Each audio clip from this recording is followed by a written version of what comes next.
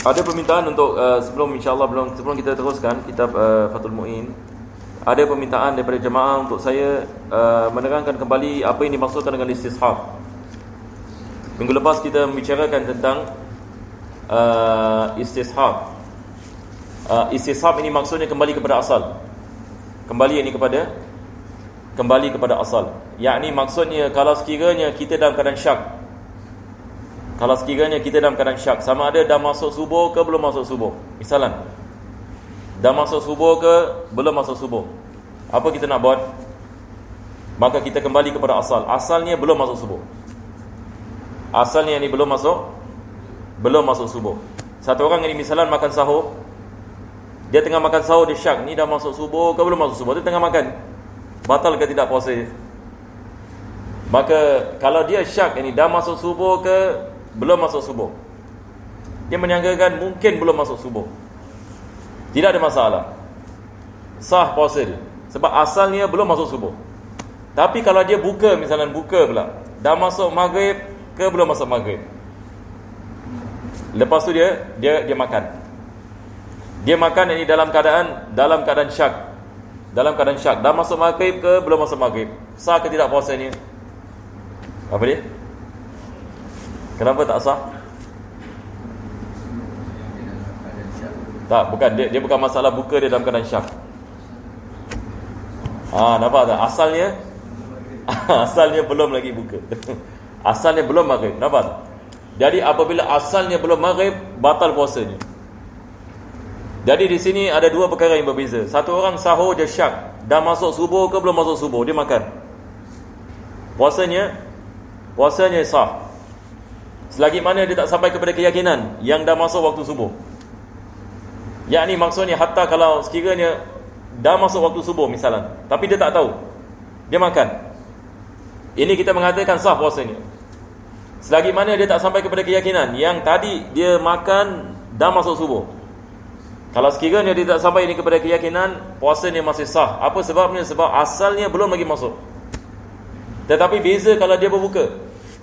Kalau dia buka, dia syak, dah masuk waktu maghrib ke belum masuk waktu maghrib. Kalau dia syak, dia tidak boleh makan, dia tidak boleh buka.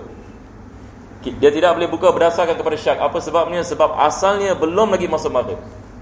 Jadi kalau dia buka dalam keadaan syak, walaupun dah masuk waktu maghrib, batal puasa dia. Sekali lagi saya ulang ya. Sekarang misalan, ini pun berkenaan dengan buka, ni pun ramai orang menanyakan biasa.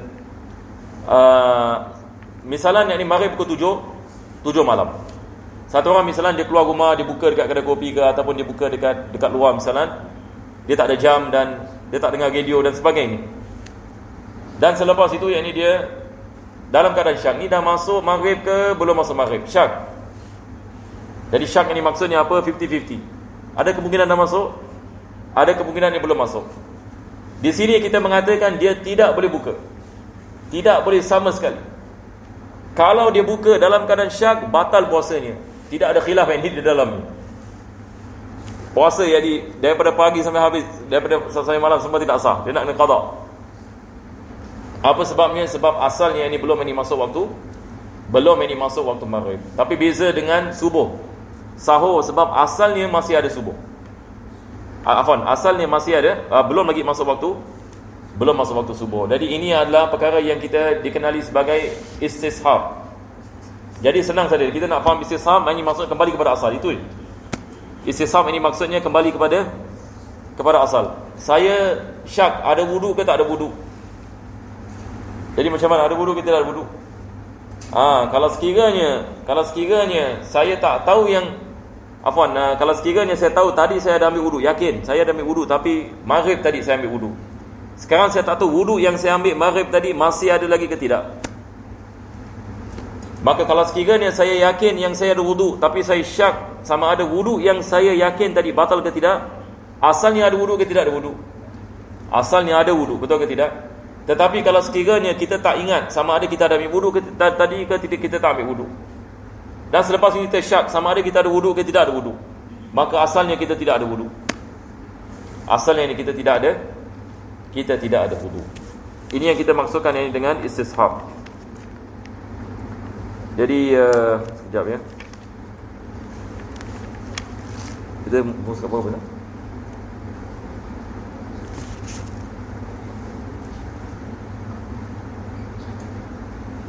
Sebab biasa saya pakai apa yang dekat laptop. Ini saya dah kembali kepada kitab. Jadi dia kat muka surah ni. Ya? Apa? 66? Jom.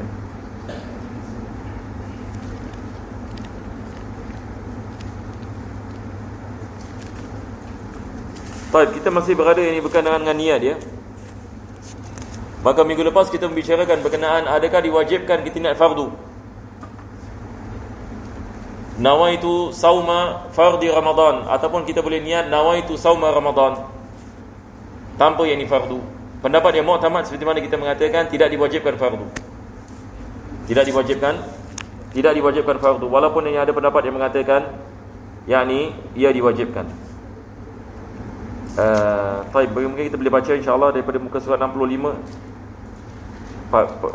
pada hakikatnya.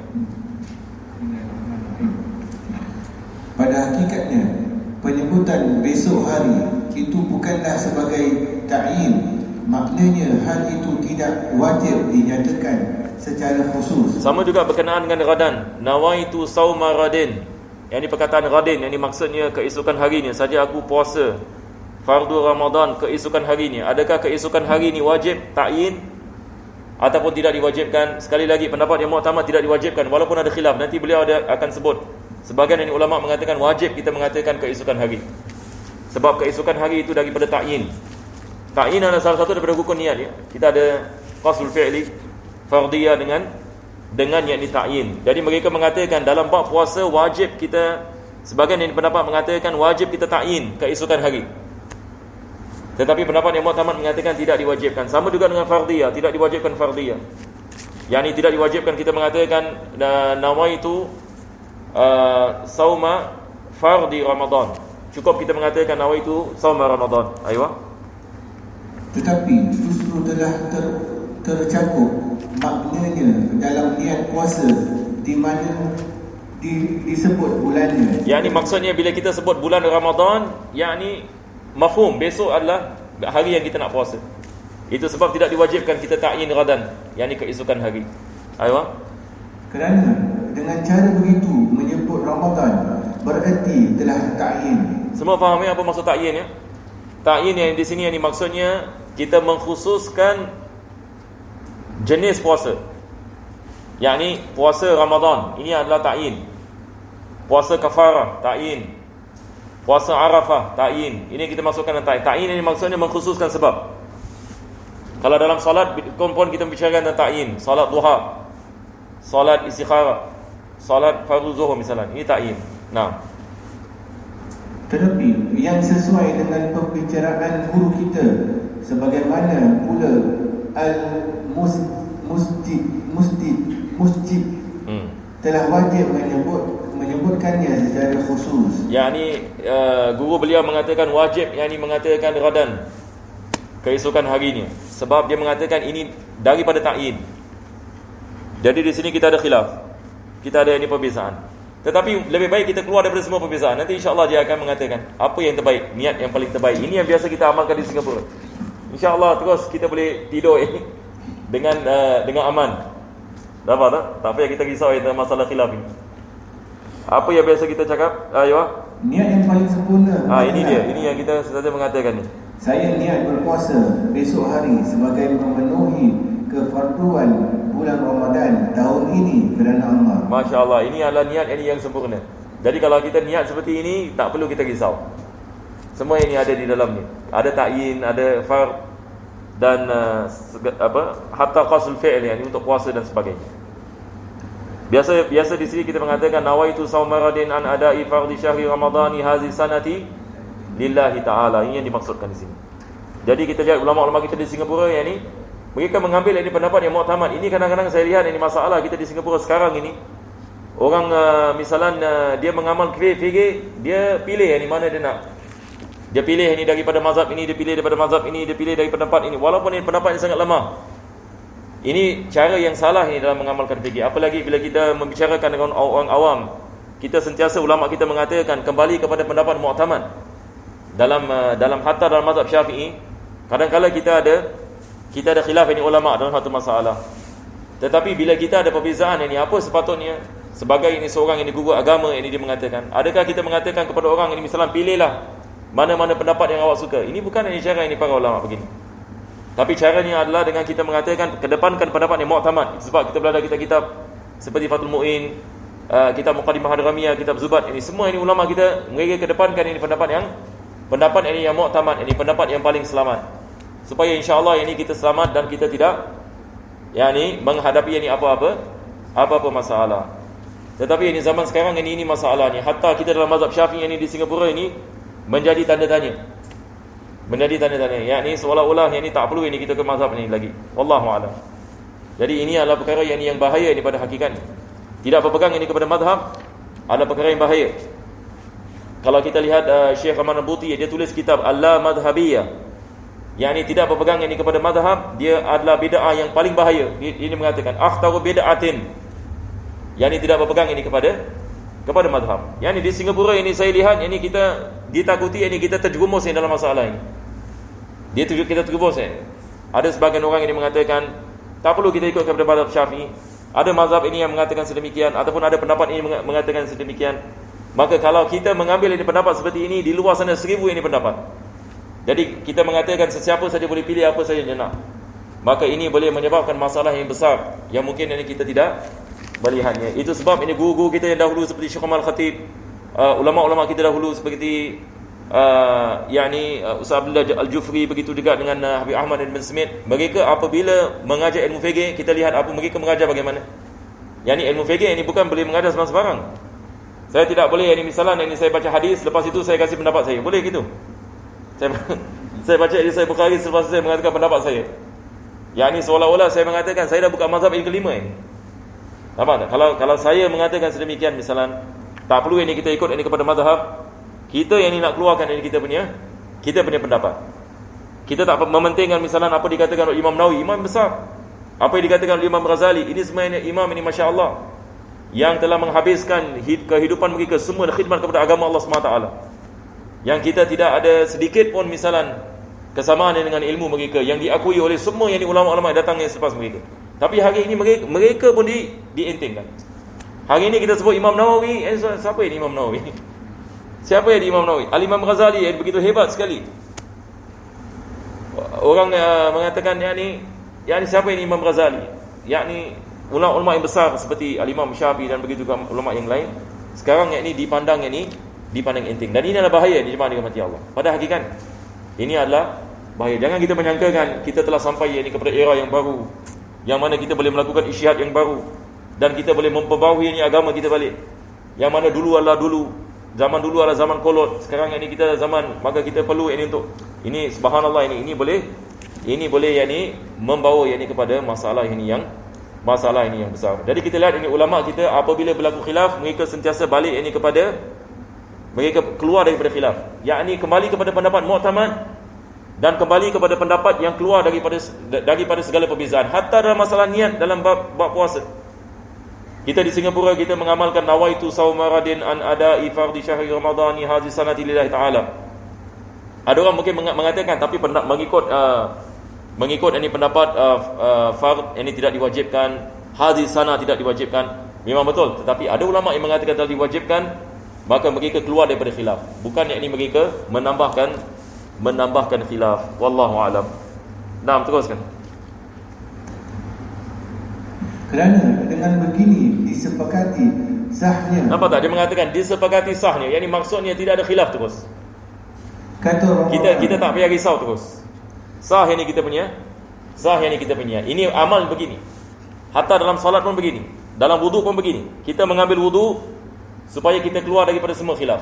Hatta kita dalam mazhab Syafi'i mengatakan diwajibkan hanya sebahagian daripada kepala sapu. Tetapi kita sapu satu kepala. Kita beramal dengan mazhab Malik, tapi dalam mazhab Syafi'i mengatakan sunnah melakukan sedemikian. Yang mana kita melakukan sedemikian, maka kita keluar daripada semua khilaf. Aywa. Kata Ramadan dibaca jar dengan alamat apa ni? Dengan alamat Tak nampak Ustaz. Kerana maklaf kepada kata yang berikutnya. Yang ini maksudnya dia mengatakan sini perkataan Ramadan dibaca Ramadani biljar. Biljar ini maksudnya baris bawah. Biljar ini maksudnya baris bawah sebab ini dia mudhaf. Mudhaf ini kepada hadhihi sana.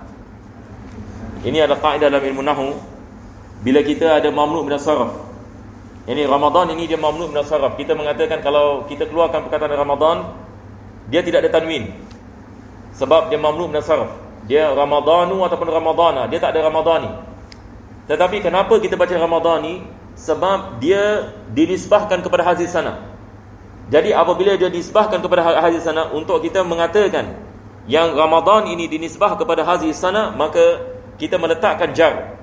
Kita meletakkan baris bawah kepadanya, menunjukkan bahawasanya ini perkataan Ramadan belum ada full stop. Nampak tak? Yakni kasrah ini menunjukkan dia belum full stop. Kalau dalam bahasa kita lah, dia sambung kepada hadis sana. Tapi kalau kita full stop, kita mengatakan nawaitu sauma radin an ada'i fardi syahri Ramadan, full stop. Di sini Ramadan fathah, dia Ramadan kalau dia full stop. Tapi kalau kita join, yang ini maksudnya ada mudhaf. Mudhaf ini maksudnya kita nisbahkan Ramadani hadhihi sana, maka kasrah menunjukkan ia dinisbahkan kepada yang sebalik. Boleh insya-Allah. Tapi ala kulli hal, ini adalah dalam segi lafaz yang. Aywa.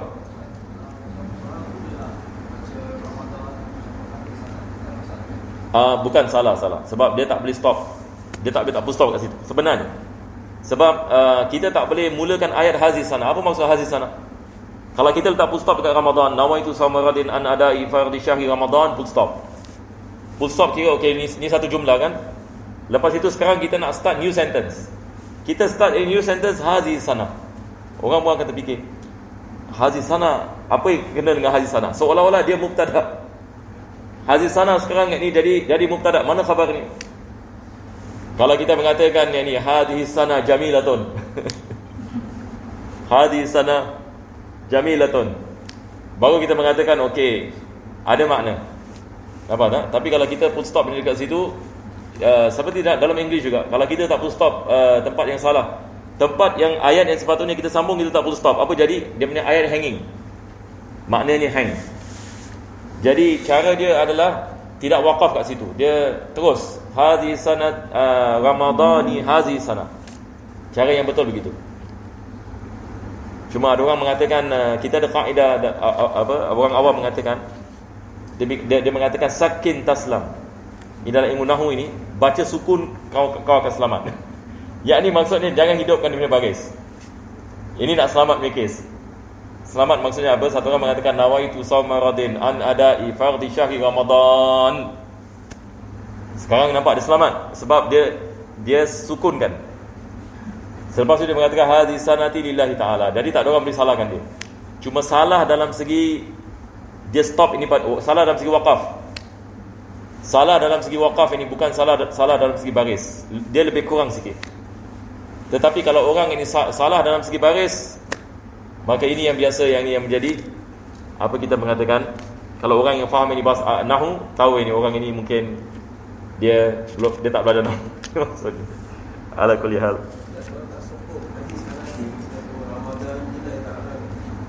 Boleh.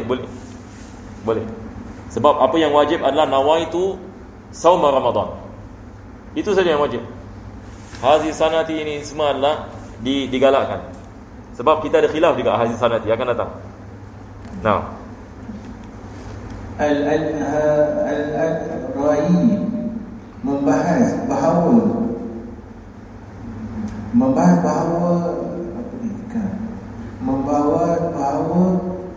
seorang masih berkewajipan puasa yang seperti puasa tunai. Misalnya qada bulan Ramadan tahun kemarin, maka wajib menyatakan tunai atau mentayinkan tahun maka yang dimaksudkan. Ini adalah berkenaan dengan kalau kita nak solat qada ataupun ada, kita nak kena takyinkan yang kita melakukan qada ataupun kita melakukan ataupun kita tidak melakukan ataupun kita tidak melakukan qada. Ini adalah khulasah apa yang penulis mengatakan. Misalan satu orang dia nak qada Ramadan, maka dia mengatakan qada. Dia melakukan puasa Ramadan sebagai qada. Kalau sekiranya dia melakukan puasa qada di selain daripada bulan Ramadan. Tapi kalau dia melakukan dalam bulan Ramadan, maka dia mengatakan ada. Adalah batal puasa orang yang sengaja bukan lupa bahawa sedang berpuasa sekalipun banyak melakukan semacam jima atau makan yang mengetahui bukan yang tidak tahu bahawa apa yang ia lakukan itu membatalkan puasa. Sekarang kita akan membicarakan berkenaan dengan perkara-perkara yang membatalkan puasa. Jadi sekarang kita dah habis masalah niat. Kita dah habis tentang masalah yang niat. Jadi penulis ini mengatakan daripada perkara yang membatalkan puasa. Pertama sekali dia mengatakan kalau sekiranya seseorang itu sengaja,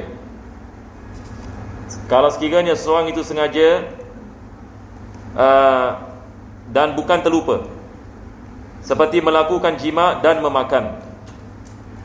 Kalau sekiranya seorang itu dia makan dengan sengaja ataupun dia melakukan jima dengan sengaja pada siang hari Ramadan, batal puasa. Tapi kalau misalnya tidak sengaja, dimaafkan ke atasnya. Jadi pertama sekali dia mesti sengaja, maka terlupa dimaafkan dalam puasa. Kalau sekiranya dia terlupa, maka ia dimaafkan. Perkara yang kedua adalah dia mesti mengetahui bahawasanya perkara ini membatalkan puasa. Tapi kalau dia jahil, dan jahil yang dimaksudkan di sini adalah jahil yang dimaafkan. Bukan semua orang jahil dimaafkan. Tapi jahil di sini maksudnya dia baru masuk Islam. Ada orang Hindu misalnya, dia baru masuk Islam, dia menyangkakan puasa dalam Islam boleh minum tapi tak boleh makan. Jadi dia dah puasa misalnya 1 bulan, 1 tahun, 2 tahun, dan dia minum air. Dia menyangkakan boleh minum air tapi tak boleh makan. Selepas itu dapat tahu sebenarnya salah. Tak boleh minum air, tak boleh makan. Jadi apa jadi kepada puasanya? Kita mengatakan dimaafkan. Sebab dia mengatakan saya tak tahu. Dia mengatakan dia tak tahu. Adakah dia tak tahu ini dimaafkan ke tidak? Dia baru masuk Islam, khalas, kita mengatakan dimaafkan. Satu orang yang tinggal jauh daripada ulama. Ini ulama kita banyak membicarakan dalam kita fikir. Tinggal ini di hutan misalnya, masuk Islam, tak ada orang nak ajar dia tentang Islam, tak tahu macam mana nak puasa, dimaafkan. Tetapi kejahilan yang tidak dimaafkan kalau sekiranya dia boleh belajar. Dia hidup ini di dalam tempat yang mana banyak kelas-kelas agama, tapi tak mau belajar. Ini sampai hari ini masalah hatta dalam masyarakat kita. Ada orang ini Allah memberikan dia masa yang banyak, tetapi dia menghabiskan masanya kepada benda-benda yang lain. Tidak ada sebahagian daripada masa pun yang diperuntukkan untuk belajar ilmu fardu ain. Maka ini kejahilan yang tidak dimaafkan. Kalau dia mengatakan saya tak tahu, batal puasanya. Kita mengatakan dia kena qada. Kalau dia mengatakan saya tak tahu, puasa sebenarnya tak boleh minum. Saya ingat puasa boleh minum. Kalau dia tinggal kat Singapura misalnya, dia mengatakan dan dia bukan orang yang baru masuk Islam, adakah kita mengatakan awak dimaafkan? Ataupun kita mengatakan wajib qada? Kita mengatakan wajib ini qada. Wajib ini qada, pelan-pelan ini qada. Baik. Teruskan. Apa yang ia lakukan itu membatalkan puasa kerana baru sahaja mengenal Islam atau hidup di belantara yang jauh dari orang yang mengetahui hal-hal itu. Ini seperti mana saya mengatakan tadi, dua jenis manusia. Satu orang yang baru masuk Islam, yang kedua orang yang tinggal jauh daripada ulama. Nah, ini dimaafkan. Teruskan. Lagi pula dalam keadaan bebas merdeka, bukan dalam keadaan terpaksa. Nah, kalau orang paksa dia misalnya, kalau dia tak buka dia kena tembak. Ini buka terpaksa punya, dimaafkan. Dimaafkan. Kalau sekiranya dia dipaksa, maka dia buka misalnya, ataupun dia ceraikan isterinya, sama juga dalam bab talak ini juga tidak jatuh talak. Kalau dia makan dipaksa, orang mengatakan kalau kau tak makan ini siang Ramadan, aku bunuh kau. Tapi ulama-ulama kita mengatakan syarat-syarat paksa pun ada. Daripada syarat yang dipaksa adalah orang yang memaksa ini ada kuasa atas dipaksa. Tapi kalau orang yang paksa ini budak kecil misalnya, yang dipaksa pula orang dewasa, dengan mudah ini dia dapat melarikan dirinya ke, ataupun dia dapat menolak budak ini dan sebagainya. Ini kita mengatakan tak boleh, batal puasa ni. Kalau budak kecil yang ni misalnya memaksanya ini untuk dia makan, dan dia lihat dia boleh lawan ini budak ini, maka dia tidak boleh melakukan perkara tersebut. Jadi paksa ini dia mesti satu orang yang kita besar kemungkinan dia boleh melaksanakan apa yang dia paksa. Seperti dia ada tembak misalnya, ataupun dia ada pisau dan nampak orang ini orang yang kuat misalnya, dan ditakuti kalau kita lawannya besar kemungkinan kita boleh mati, maka dalam keadaan seperti ini boleh kita buka. Tetapi ini dimaafkan, puasa kita tidak batal. Nah, dalam keadaan terpaksa yang kerananya, maka apa yang ia lakukan itu bukan menjadi maksud hatinya, bukan hasil perkiraannya, dan tidak mendatangkan kelazatan dirinya. Yang ini maksudnya di sini adalah kalau sekiranya ini dipaksa dan dia melakukan ini disebabkan yang ini dia dipaksa, bukan yang ini disebabkan yang ini dia mahu ini melakukan membuka ini puasa, maka ini adalah daripada perkara yang dimaafkan. Sebab melakukan jima sekalipun tidak inzal, ejakulasi, keluar air mani. Dan perkara yang seterusnya adalah berkenaan dengan jima, ya. Kalau sekiranya seorang itu melakukan jima walaupun tidak keluar air mani, dia melakukan persetubuhan dengan isterinya misalnya pada siang Ramadan, walaupun tidak ada keluar air mani, batal puasa. Ini yang dimaksudkan di sini. Batal ini puasanya dan diwajibkan kafar. Nanti dia akan bicarakan tentang kafar. Ayo. Atau melakukan istimna. Istimna di sini adalah mengeluarkan air mani. Mengeluarkan air mani dengan sengaja membatalkan puasa. Jadi memakan dan minum membatalkan puasa, melakukan jima membatalkan puasa. Melainkan kalau orang dipaksa seperti mana kita mengatakan. Begitu juga kalau sekiranya dia mengeluarkan air maninya dengan sengaja, sama ada dengan tangannya ataupun tangan isterinya, dan keluar air mani, batal puasa. Tapi kalau tak keluar air mani, tak batal puasa. Kalau keluar air mani, dalam mazhab Syafi'i tak batal puasa, mazhab Malik batal puasa. Ini juga akan disebutkan nanti. Nah, Onani, sekalipun memakai tangan sendiri atau tangan isterinya, atau dengan persentuhan yang jika dilakukannya tanpa tabir, bisa membatalkan wudu. Puasa tidak batal sebab mencium atau merangkul wanita yang dengan bertabir sekalipun berulang kali dan bersyahwat atau tabirnya tipis. sekarang adalah berkenaan dengan penulis mengatakan kalau sekiranya seseorang itu dia melakukan persentuhan kepada isterinya ataupun kepada wanita ajnabi sebagai misal, dan tidak ada tabir, dia menggunakan istilah ini tabir. Apa maksud ini tabir di sini? Maksudnya persentuhan kulit ke kulit. Tabir di sini maksudnya ada seperti kain dan sebagainya. Kalau sekiranya dia melakukan persentuhan kulit dan keluar air mani, batal puasanya. Kalau dia melakukan kulit dengan kulit. Tapi kalau sekiranya dia melakukan persentuhan bukan pada kulit dan keluar air mani, tidak batal puasanya. Jadi bezanya adalah sama ada persentuhan itu persentuhan yang tanpa tabir, ataupun dalam bahasa kita apa kita mengatakan tabir. Tabir ni macam sikit. Kita mengatakan yang ini tanpa penghalang, boleh. Yang ini tanpa ini penghalang. Kalau dia tanpa penghalang dan keluar air mani, batal puasa. Tapi kalau ada penghalang seperti apa? Isterinya misalnya pakai baju, dan selepas itu dia peluk isterinya, keluar air mani. Ini tidak membatalkan puasa. Apa sebabnya? Sebab tidak ada apa kita mengatakan persentuhan kulit ke kulit. Ada penghalang. Boleh faham insya-Allah ya? Apa yang penghalang dimasukkan di sini? Baju ni. Dia pegang ini baju isterinya, keluar air mani misalnya. Ini tidak membatalkan puasa. Tapi kalau dia pegang ini kulit, maka di sini ada syahwat. Ini beza ni. Kenapa ulama kita mengatakan ada penghalang ataupun tanpa penghalang? Kalau sekiranya tak ada penghalang, maksudnya kulit ke kulit, maka kulit ini adalah mahalu syahwat. Dia adalah tempat ini syahwat. Itu sebab ini batal puasanya. Boleh insya-Allah. Jadi kita baca sekali lagi. Atau melakukan istimna, iaitu onani, sekalipun memakai tangan sendiri atau tangan isterinya, atau dengan persentuhan yang jika dilakukannya tanpa tabir bisa membatalkan wudu. Apa maksudnya? Maksudnya persentuhan yang boleh membatalkan wudu. Apa maksud persentuhan yang boleh membatalkan wudu? Maksudnya persentuhan kulit ke kulit. Kalau sekiranya dia menyentuh isterinya kulit ke kulit dan keluar mani, batal puasanya. Tapi kalau dia sentuh isterinya ada penghalang, yang ini maksudnya wudunya tak batal. Betul ke tidak? Kalau dia ada wudu misalnya dia pegang isterinya, tapi dia pegang kat baju isteri begini. Isteri dia pakai baju misalnya, dia pegang ini baju isterinya. Ini batal ke tidak wudu? Tidak batal sebab ada penghalang. Keluar mani misalnya ni. Maka ini tidak membatalkan puasanya. Tapi kalau dia memegang isterinya tempat yang membatalkan wudu, keluar mani, batal ini puasanya. Sebab kulit ke kulit ada syahwat. Beza ini dengan penghalang. Aywa. Puasa tidak batal sebab mencium atau merangkul wanita dengan bertabir. Apa dia mengatakan apa di sini? Mencium dan merangkul. Jadi maksudnya dom peluk ya. Jadi kita tulis bahasa kita peluk. Yang ni satu orang ini dia cium dan dia memeluk isterinya dengan penghalang. Keluar air mani, tidak batal puasanya.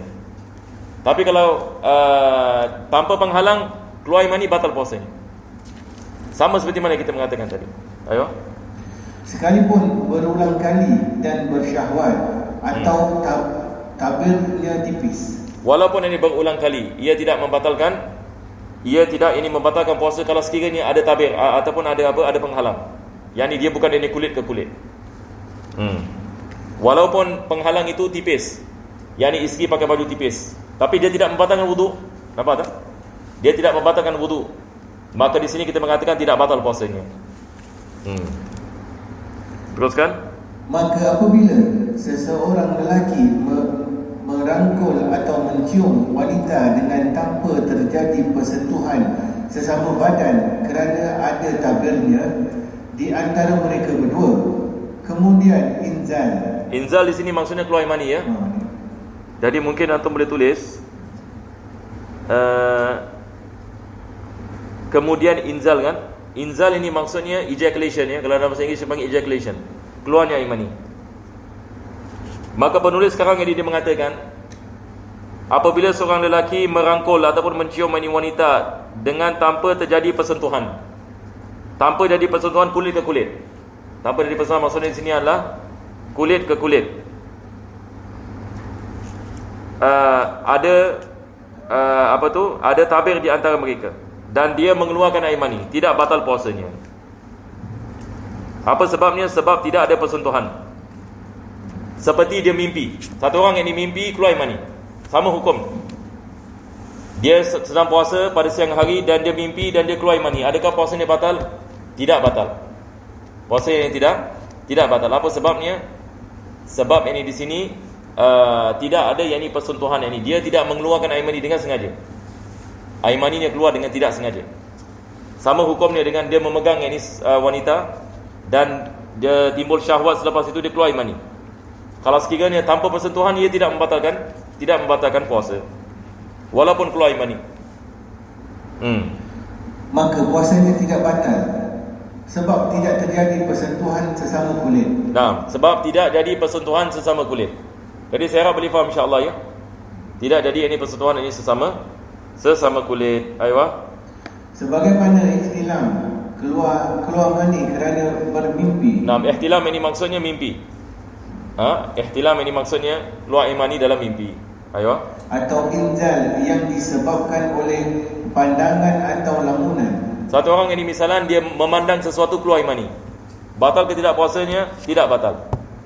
Ataupun dia duduk dia fikir, lepas tu keluar air mani. Ini juga tidak membatalkan puasa sebab ini tidak ada persentuhan.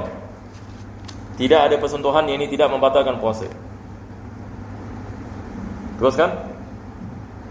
Apabila bersentuhan kulit dengan mahram sendiri atau rambut wanita bukan mahram kemudian inzal, maka puasanya tidak batal sebab perbuatan seperti itu tidak membatalkan wudu. Jadi sekarang kita lihat ini penulis ini dia menyamakan tentang masalah wudu.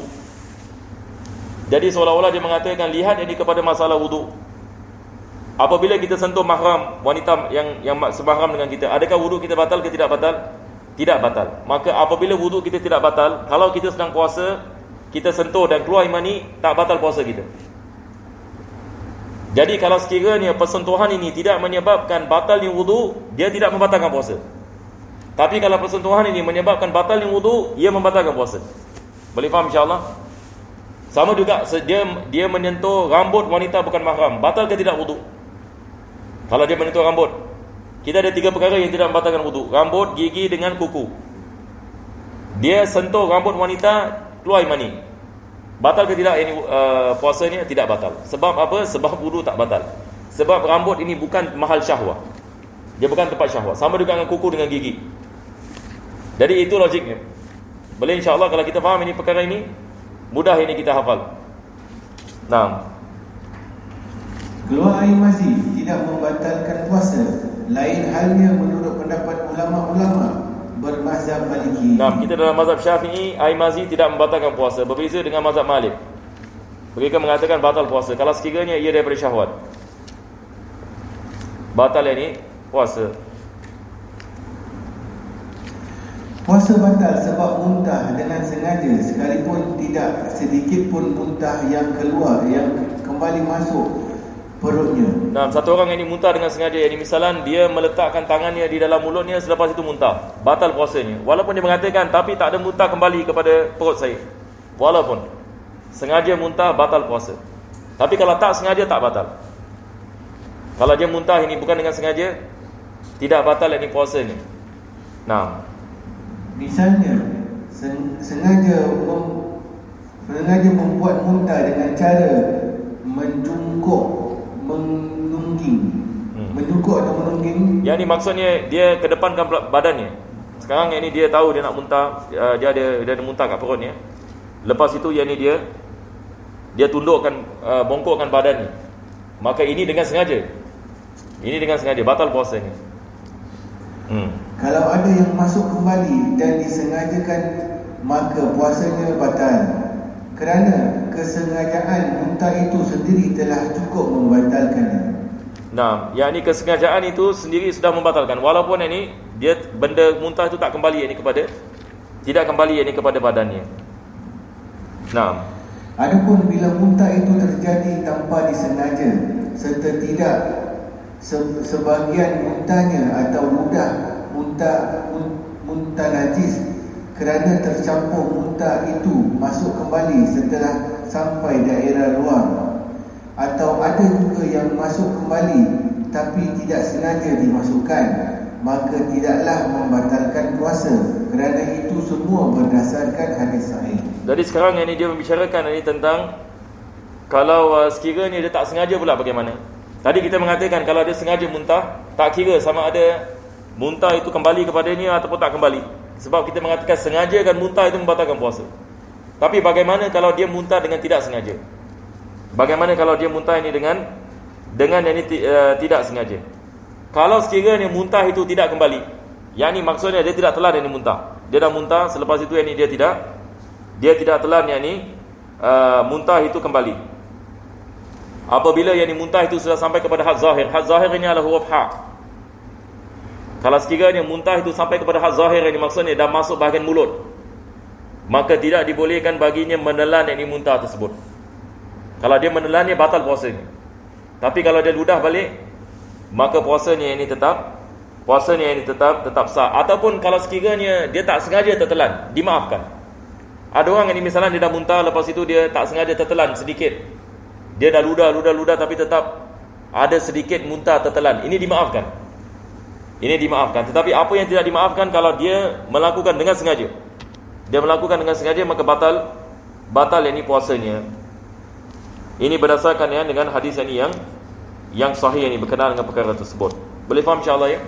Jadi di sini penulis ini membezakan muntah dengan sengaja dengan muntah dengan tidak sengaja. Muntah dengan sengaja batal walaupun muntah tak kembali kepada badan. Manakala muntah dengan tidak sengaja dimaafkan. Melainkan kalau dia telan balik muntah dengan sengaja, batal puasanya. Kalau tak, ini puasanya tidak menjadi batal. Aywa, teruskan. Puasa tidak batal lantaran sengaja mengeluarkan lendirkan dahak perut atau dahak otak jika dilapihnya kerana seringnya perlu mengeluarkan perbuatan itu. Sekarang dia membicarakan ini tentang kahak. Bagaimana ini pula kalau kita menelan kahak?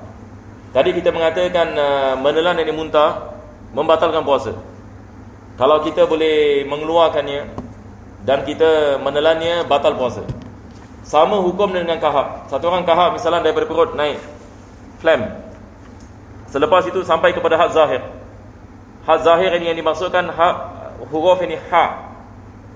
Huruf ini ha ini kita mengatakan dia dah masuk bahagian mulut. Jadi kalau dia dah masuk bahagian mulut, diwajibkan kita mengeluarkannya. Sebab kalau kita menelannya, dia ibarat yang sama seperti kita telah memakan sesuatu. Jadi kita kena tahu yang di mana had mulut kita. Jadi had mulut ini dia adalah huruf ha. Jadi apa-apa yang sampai kepada had ini, maka dia mengambil hukum ini mulut, maka tidak dibolehkan kita menelannya. Tapi kalau dia tak sampai kepada huruf ha, tidak ada masalah, ini kita boleh menelannya. Dan kahak jenis yang kedua adalah kahak yang keluar daripada otak. Kahak ada dua jenis. Satu yang keluar yang daripada perut, satu yang datang daripada otak. Maka dia yang ini mengambil ini hukum ini yang sama. Kalau kita boleh membuangnya, maka diwajibkan kita membuangnya dan tidak dibolehkan yang ini kita menelannya kalau dia sampai yang ini kepada had mulut. Kalau dia sampai kepada had mulut, tapi kalau tidak, maka tidak ada masalah. Sini tidak, puasa tidak batal itu maksudnya mengeluarkannya, bukan telan balik. Ni puasa tidak batal antara sengaja mengeluarkan. Tapi kalau kita keluarkan, tapi kalau kita telan balik batal lah. Kalau kahak puasa ini tidak batal kalau sengaja mengeluarkan lendir. Yang ini maksudnya di sini adalah kalau kita mengeluarkan lendir daripada perut kita ataupun daripada otak kita, adakah perbuatan mengeluarkan lendir dia membatalkan puasa? Tidak. Sebab penulis yang ini tadi dia membicarakan tentang muntah. Kalau kita sengaja muntah, batal puasa. Mungkin ada orang terlintas dalam fikiran dia, kalau saya muntah dengan sengaja, batal puasa. Bagaimana pula dengan lendir? Adakah lendir sama hukum dengan muntah? Satu orang ini misalnya yang dia ada kahak kat sini, lepas tu dia apa? Dia melakukan sesuatu untuk mengeluarkan kahak ni. Adakah ini mengeluarkan kahak ini sama hukumnya dengan muntah? Kalau kita mengatakan sama hukum dengan muntah, batal puasa kita terus. Sama ada kita telan ataupun kita tak telan. Tapi penulis di sini dia mengatakan dia tidak sama dengan muntah. Muntah adalah perkara yang lain, kahak adalah perkara yang lain. Sebab kahak ini dia banyak kesamaan dengan air ludah.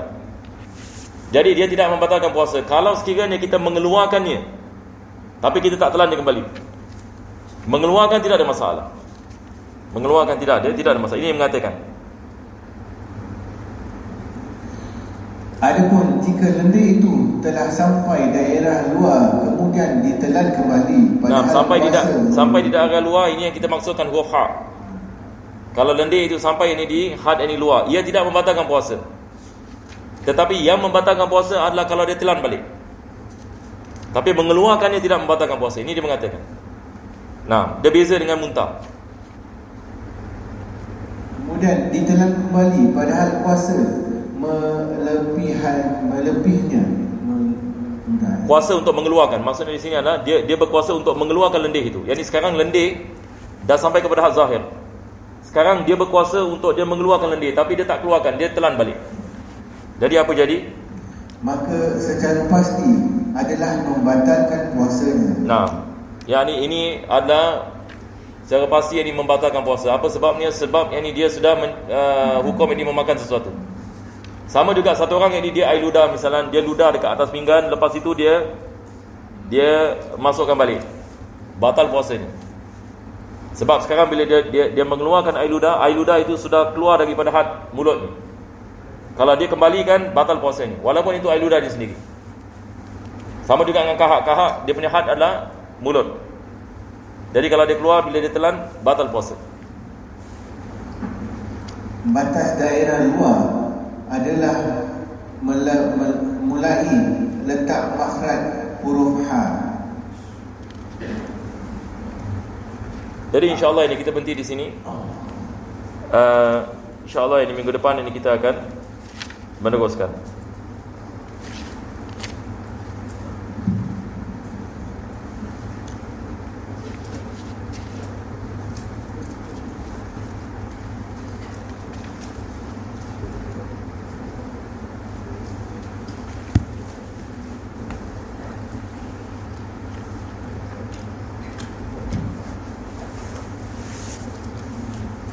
Jadi boleh insyaAllah semua ya.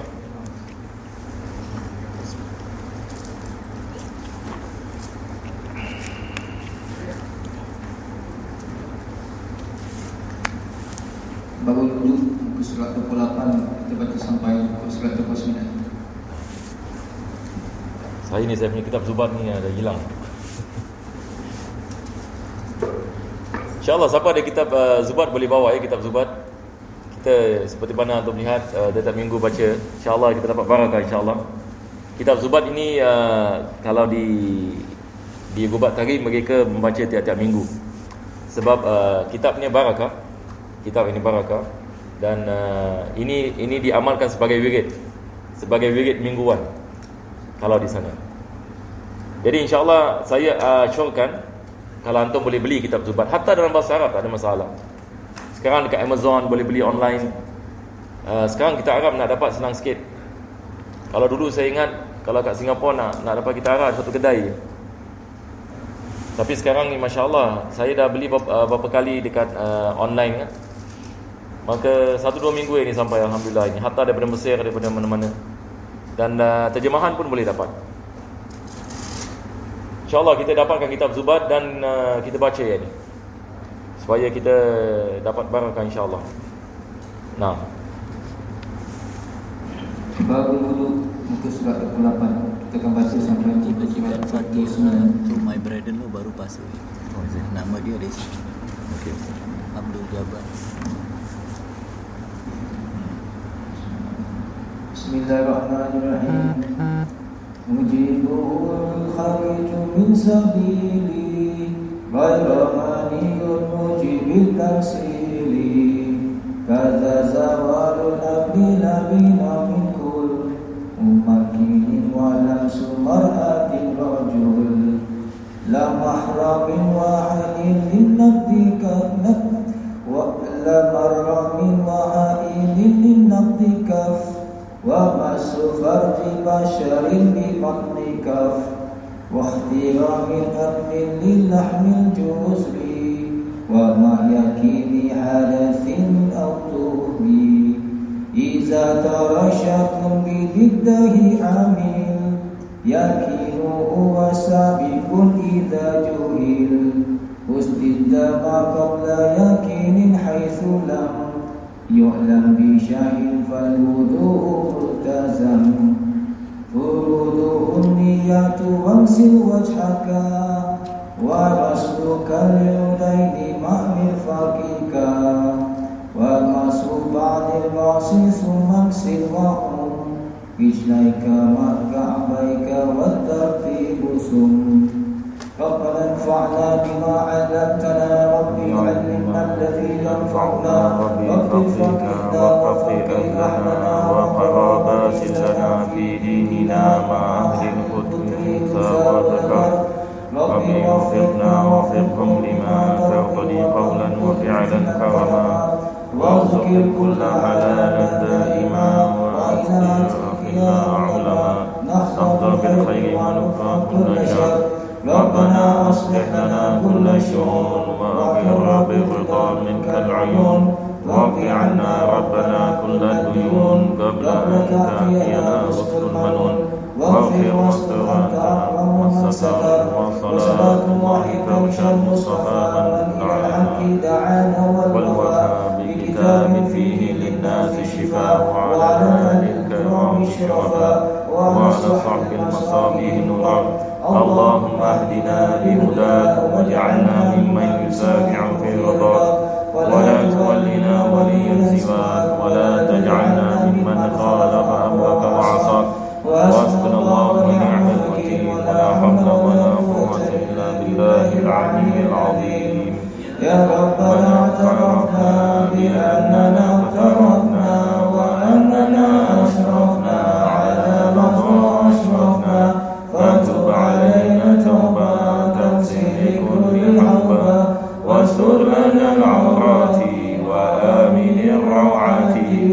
واغفر لوالدينا ربي ومولودينا والأهل والإخوان وسائر الخلان وكل ذي محبة أو جيرة أو صحبة والمسلمين أجمع آمين يا ربي فاسمع فضلا وجودا منا لا باكتساب منا بالمصطفى الرسول نحظى بكل سول صلى وسلم ربي عليه عبد الحب وآله وصحبه عداد طش صحبه والحمد لله في البدء والتناهي.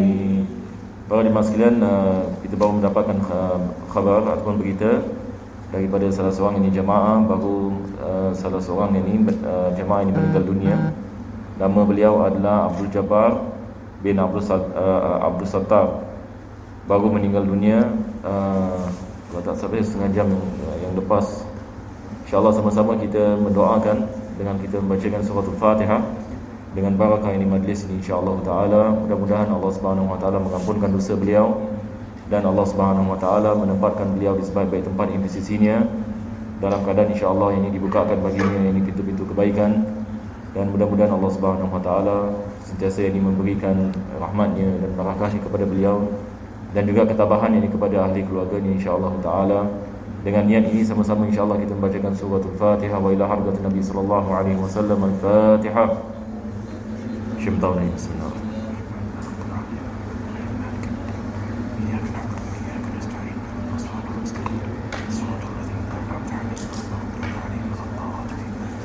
Bismillahirrahmanirrahim. Alhamdulillah rabbil alamin. Allahumma shalli wa sallim ala sayyidina Muhammad wa ala ali sayyidina Muhammad wa radhiyallahu anhum ajma'in.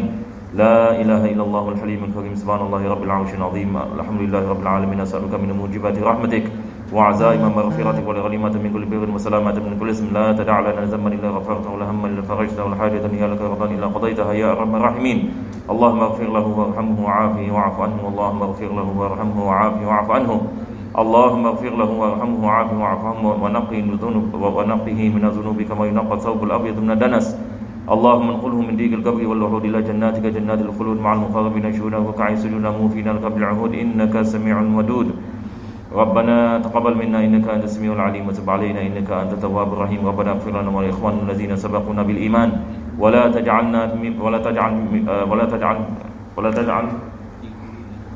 في قلوبنا غلا للذين امنوا ربنا انك رؤوف رحيم. ربنا هب لنا من ازواجنا وذرياتنا قرة اعين واجعلنا للمتقين اماما. وصلى الله على سيدنا محمد وعلى آله وصحبه وسلم. الحمد لله رب العالمين. تقبل الله منكم.